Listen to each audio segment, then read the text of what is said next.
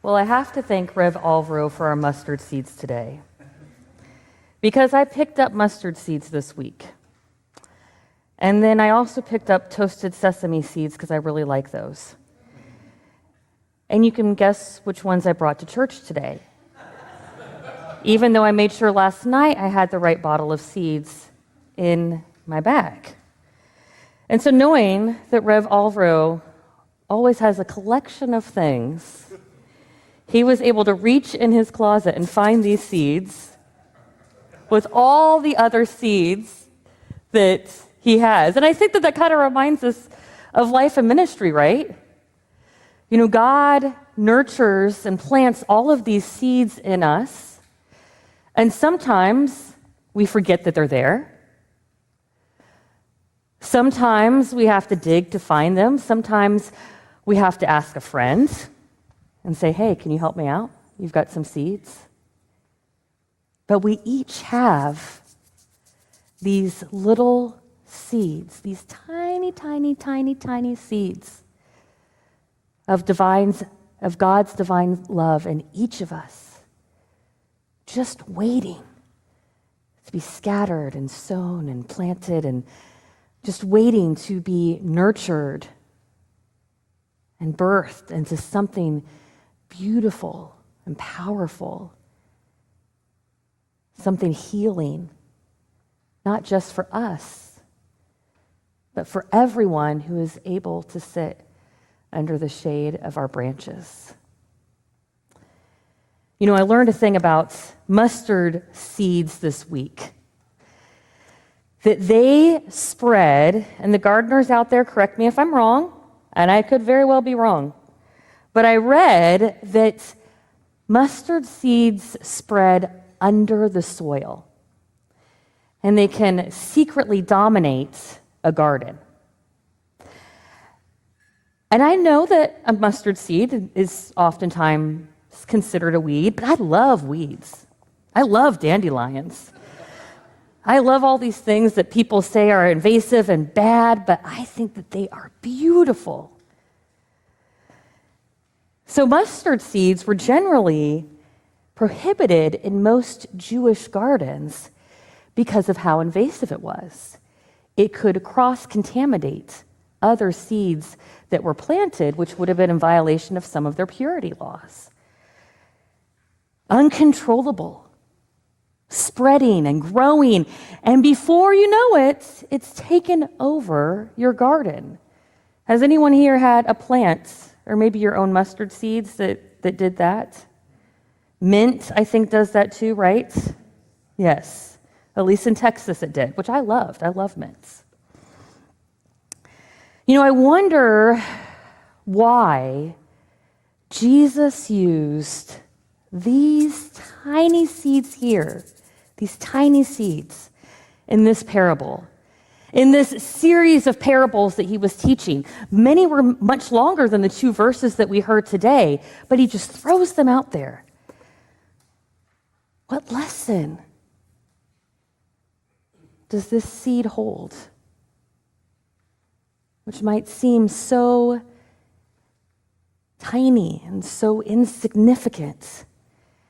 And yet it is a big part of our story that has been passed down for generations.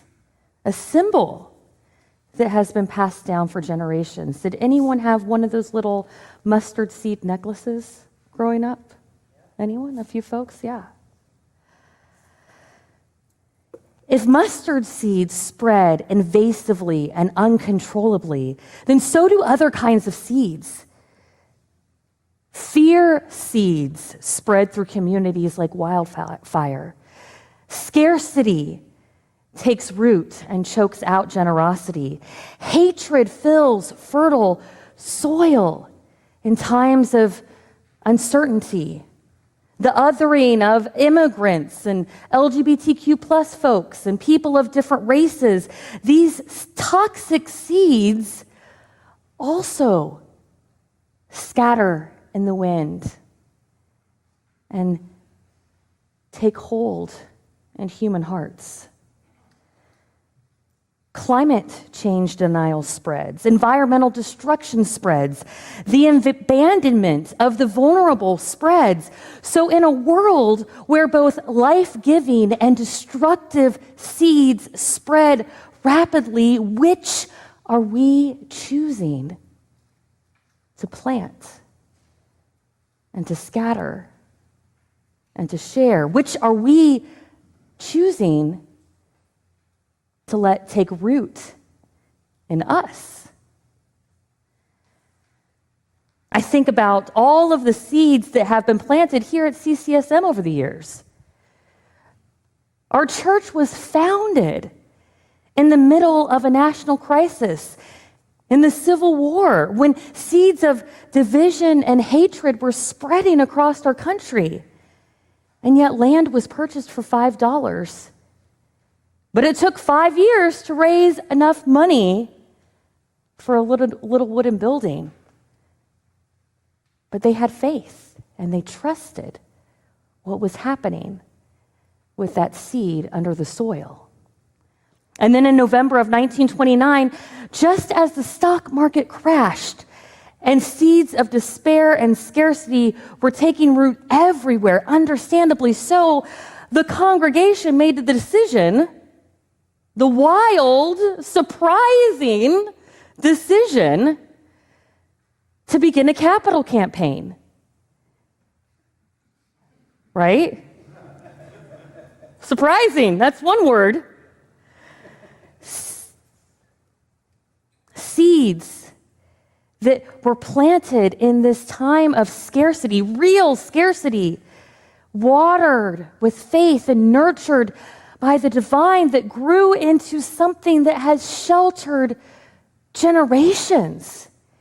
And we sit in the shade of its branches today. And these seeds, they keep multiplying. The gifts that established our beautiful and healing and centering memorial garden. The generosity which has built our emergency assistance fund, which just this month has offered assistance to 5 families in crisis. The dreams and the finances and the time and the talents planted to help raise our solar carport in our parking lot. A witness for creation planted at a time when seeds of environmental destruction are spreading rapidly across our planet.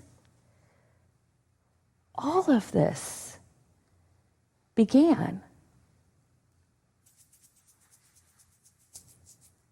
as small seeds. Seeds of God's love, God's invasive love, spreading into places that we never planned or could barely imagine.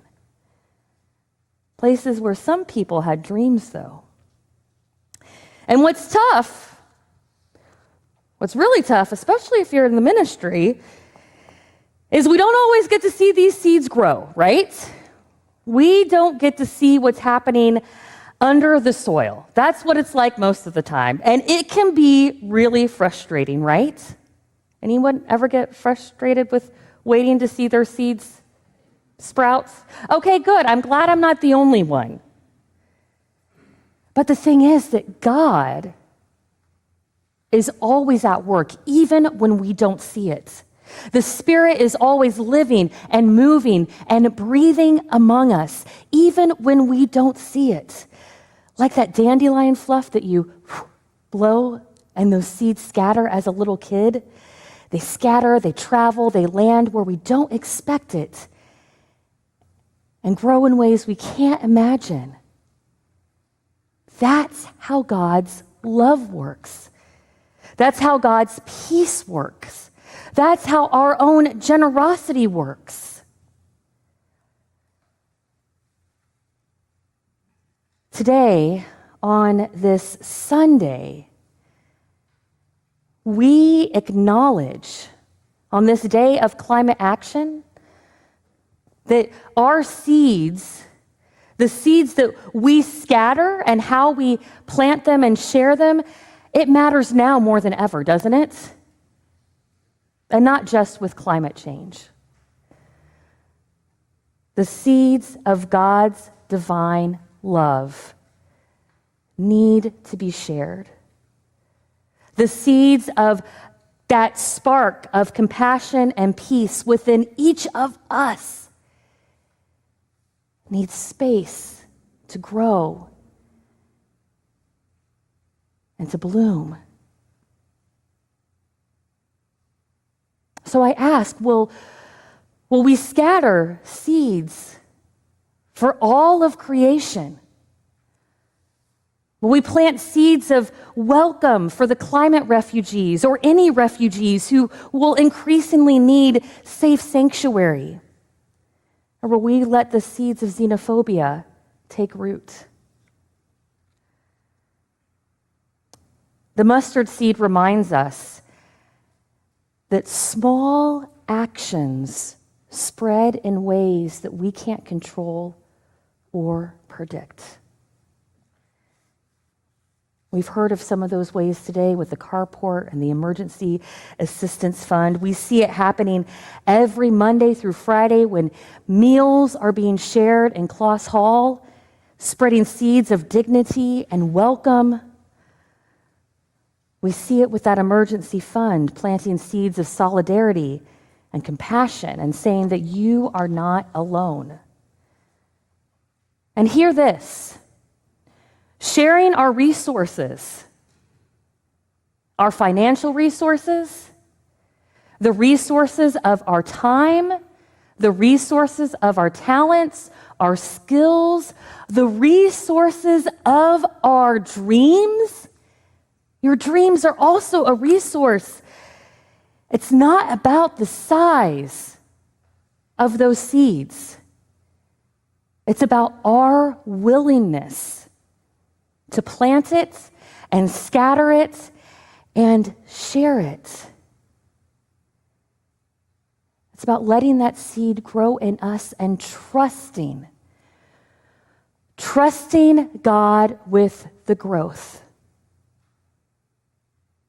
Trusting that in a world where invasive seeds are also being spread, that we are choosing to plant seeds of God's love for all of creation. May it be so. Amen.